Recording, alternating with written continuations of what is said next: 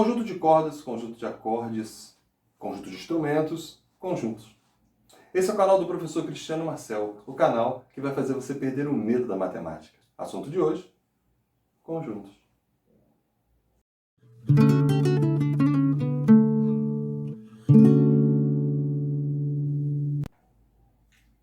A primeira coisa que temos que entender sobre conjuntos é que não existe uma definição para conjuntos. Cantor, esse sujeitinho bonitinho aqui do canto, lá no século XIX, disse que existe um conceito primitivo. É uma ideia de coleção, que pode ser representada de três formas. A forma tabular, essa que você está vendo aqui, em que eu coloco todos os elementos entre chaves, separados por vírgula. O conjunto é representado sempre por uma letra maiúscula, ok? Aqui nós temos as vogais A, E, I, O, U. Por propriedade, colocamos X, essa barra significa tal que. Tal que. X, tal que X é vogal. Convenhamos, essas letras elas têm uma propriedade, elas são vogais. Daí eu coloco que X é vogal. Eu digo que esse conjunto é igual a esse conjunto. Um detalhe, se você mudar a ordem dos elementos dentro do conjunto, esse conjunto não modifica, existe uma igualdade entre conjuntos, ok? Por diagrama, uma linha curva fechada, em que colocamos todos os elementos lá dentro seguidos de pontinho. A, pontinho, E, pontinho. Espera aí, Cristiano, então você está me dizendo que esses três conjuntos são os mesmos conjuntos representados de forma diferente. Justamente. Você pode me chamar de Cristiano, de professor, eu vou atender você da mesma maneira. Tipos de conjunto. Se você vai a um show, e esse show, o show de um conjunto, e você só tem uma pessoa tocando, você fica um pouco decepcionado. Eu ficaria. Poxa, eu vi um show de um conjunto, só tem uma pessoa? Pois é, aqui é o conjunto unitário. É o conjunto que possui apenas um único elemento. Eu representei ele aqui pelo 7 entre chaves, como você pode ver, e coloquei uma outra maneira representada através de propriedade de um outro conjunto. X, tal que X é satélite natural da Terra. Só existe um satélite natural da Terra, que é a Lua. Daí, o conjunto B também é um conjunto unitário. Conjunto vazio. Imagina, você vai ver o show de um conjunto e o show começa e não tem ninguém no palco. Cara, é mais decepção. Pois é, em matemática é o nosso conjunto vazio, um conjunto que não possui elementos. O conjunto pode ser representado entre chaves, com nada lá dentro, ou uma bolinha com um tracinho. Você também pode colocar algo contraditório, se for representar por propriedade, tal como esse que eu fiz aqui no conjunto B. X, tal que X, vezes 0 é igual a 8. Nenhum número multiplicado por 0 vai dar 8, pois todo número multiplicado por 0 resulta em 0. Logo, isso aqui é uma contradição, isso aqui também é um conjunto vazio. Conjunto finito, conjunto infinito. Digamos que o conjunto finito é aquele que tem um número limitado de elementos, e o conjunto infinito um número ilimitado de elementos. X tal que X é carioca. Existem muitos cariocas, mas é um número limitado. Você pode não saber quantos são, mas é um número limitado. O mesmo você não pode falar do conjunto B, onde eu coloquei X tal que X é par. Existe uma infinidade de números pares, tanto positivos quanto negativos. 0, 2, 4, 6, menos 2, menos 4, menos 6, menos 1000. Continuamos daqui a pouquinho. Mas se você está gostando da aula, vai lá, se inscreva no canal, dá o seu like, aciona o sininho. É muito importante para a gente que está aqui produzindo esse monte de conteúdo matemática maneiro e legal para você, ter você como nosso membro. Isso incentiva muito a gente. Vamos continuar a aula? Vem comigo!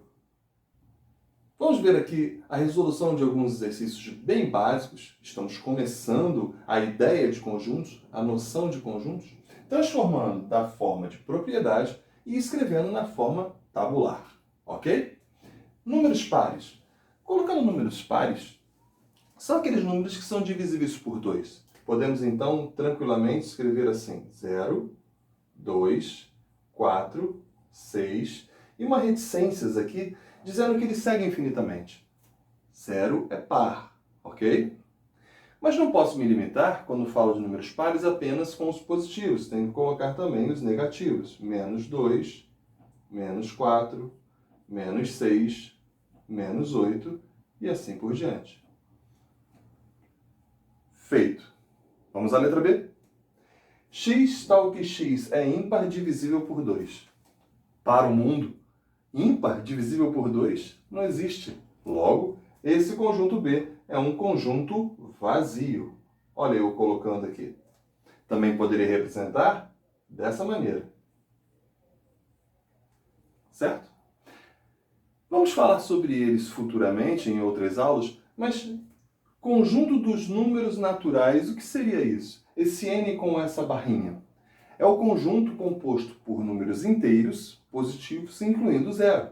0, 1, 2, 3, 4, 5, 6. É um conjunto infinito. X pertence aos números naturais. Falaremos sobre esse pertence futuramente. Esse símbolo significa pertence. X pertence aos naturais, tal que x é menor que 5. Vamos lá? O conjunto C será escrito dessa maneira. 0, 1, 2, 3 e 4. O 5 não, porque ele é menor que 5. Seria diferente se escrevêssemos esse. X que pertence aos naturais, tal que x é menor ou igual. Cristiano, esse tracinho embaixo desse sinal quer dizer menor ou igual. Então, agora sim, o conjunto D vai ser representado dessa forma, queridos. 0, 1, 2, 3, 4 e 5 também. Note como é que faz a diferença aquele tracinho embaixo? Conjunto E. X que pertence ao conjunto dos números naturais, tal que o x está entre o 2 e o 6. No 2 existe um tracinho, então o 2 está no conjunto. No 6 não existe o tracinho embaixo, então são os números menores que 6. O 6 não está naquele conjunto. Vamos representar então? Conjunto E, 2, 3, 4, 5, o 6 não entra. Legal? Conjunto F, x que pertence aos naturais. O x é um número natural. Tal que é igual de cima, Cristiano? Não, é bem parecido.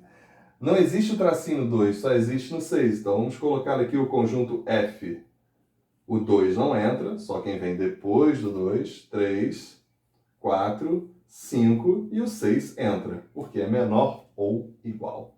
Legal? Conjunto G. X tal que X é letra da palavra Cristiano. Isso é fácil, Cristiano. Vamos lá? Quais são as letras da palavra Cristiano, do nome Cristiano? C, R, I, S, T, I. Não colocamos o I novamente. Esse exemplo eu coloquei para chamar a sua atenção. A letra não é repetida, não é necessário repetir a letra dentro do conjunto. Se você colocou o I dentro do conjunto, não é necessário colocá-lo novamente.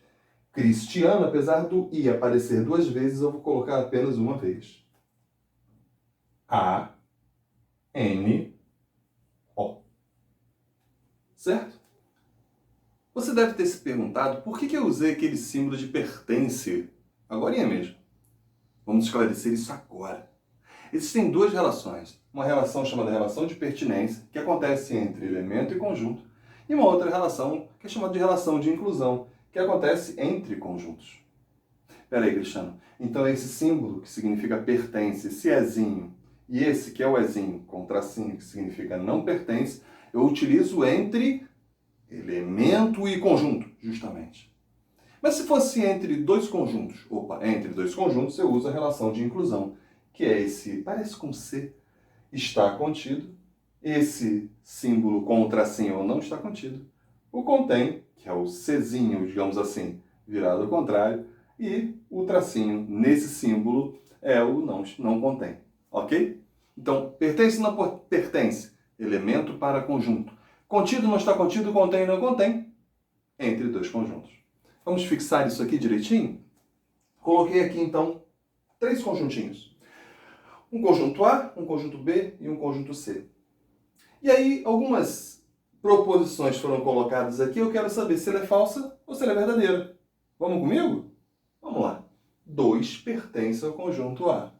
O 2 é um elemento do conjunto A. O 2 é elemento. O A é conjunto. Entre elemento e conjunto eu uso pertence. Está corretíssimo. Essa proposição ela é verdadeira. 2 está contido em A. Ai, Cristiano, está errado. Não.